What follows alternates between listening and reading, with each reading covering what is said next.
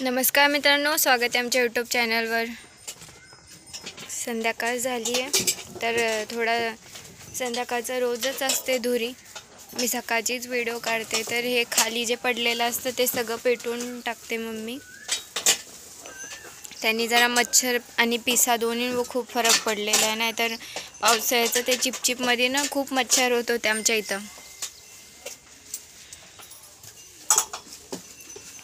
O2 औषध द्या अशी कमेंट होती तुमची। आम्ही डॉक्टर म्हणजे मेडिकलमधनं जे आणलं ते औषध दिलं आमच्या कर्डांना।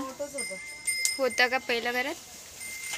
ते कालच नवीन औषध आणलं होतं, संपली होती बॉटल म्हणून।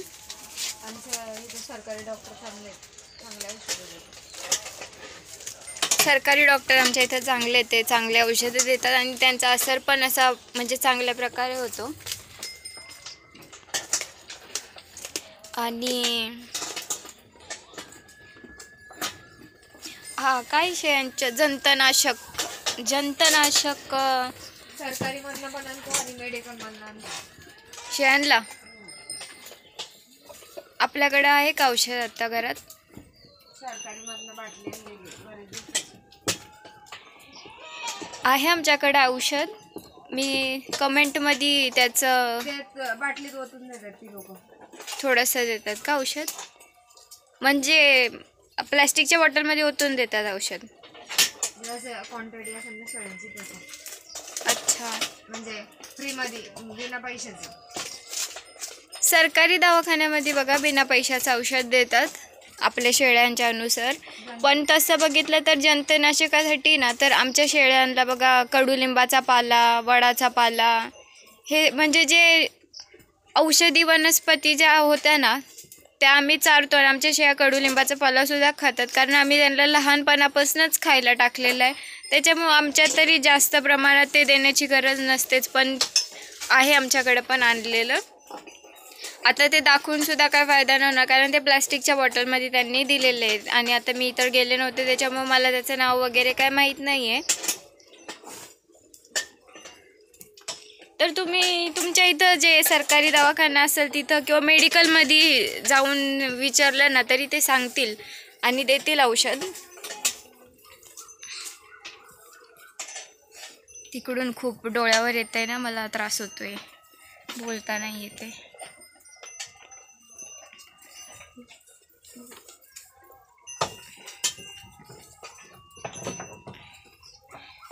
बाकी आमचा व्हिडिओ पूर्ण बघत जा आणि असेच प्रश्न विचारत जा। आम्हाला जितकी माहिती आहे तितका देण्याचा प्रयत्न करू।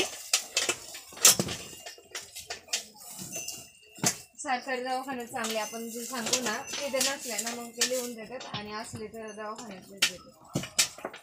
खरंच आमच्या इथले सरकारी दवाखाने खूप चांगले आहेत। आता हे बघा आमच्या शेळीचं शिंग तुटलं होतं, तुम्हाला एका व्हिडिओत दाखवलं होतं।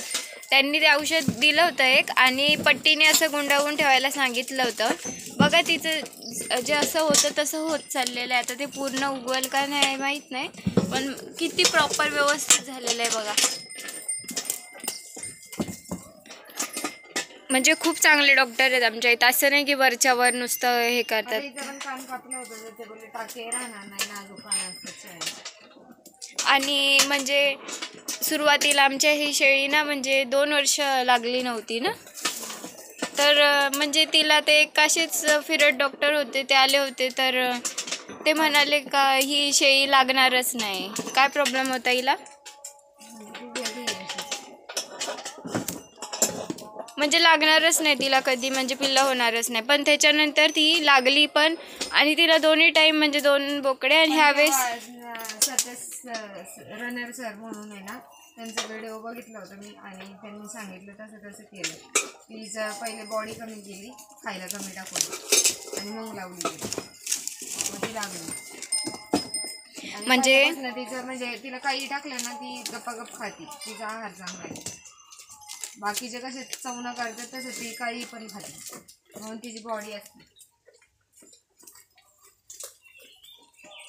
म्हणजे बघा मित्रांनो, आम्ही सुद्धा दुसऱ्यांच्या व्हिडिओ ते खूप छान सांगतात ते सर, आणि ते प्रशिक्षण पण देतात शेळ्यांचं। त्यांच्या व्हिडिओ खूप छान असतात आणि ते खूप मदत पण करतात आणि चांगली माहिती पुरवण्याचा प्रयत्न करतात। प्रत्येकाच्या प्रश्नाचं उत्तर देतात ते।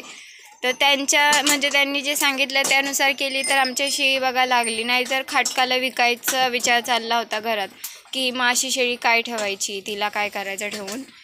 पण नंतर तिला 2 बोकडे झाले. परत बोकडच झालं. आता 1 बोकडा आणि 1 पाट झालेली. तिची जी लागली आता पण ती लागलेली आहे. आणि तिची जी पिल्लं होतात ना ती पण अशी एकदम मजबूत आणि खाण्यात पण तिच्यासारखे सेम. तर काही असे खातात, जे टाकल ते खातात. आणि त्यांची पण बॉडी अशी चांगली होती आहे. तर म्हणजे असं घाईघाईत निर्णय नाही घ्यायला पाहिजे, थोडा विचार केला पाहिजे. आणि थोडं म्हणजे ते काय सबुरीचं फल तशा टाईपमध्ये झालं ते. आणि आमच्या शेळ्यांमध्ये तिचेच पहिलेच 2 बोकडे ते तिचेच होते. नाही तर आमच्या पहिल्या पाटीच येत होत्या, म्हणून आमच्या एवढ्या पाटी आहेत. आणि तिच्यापासूनच बोकड्यांची सुरुवात झाली होती.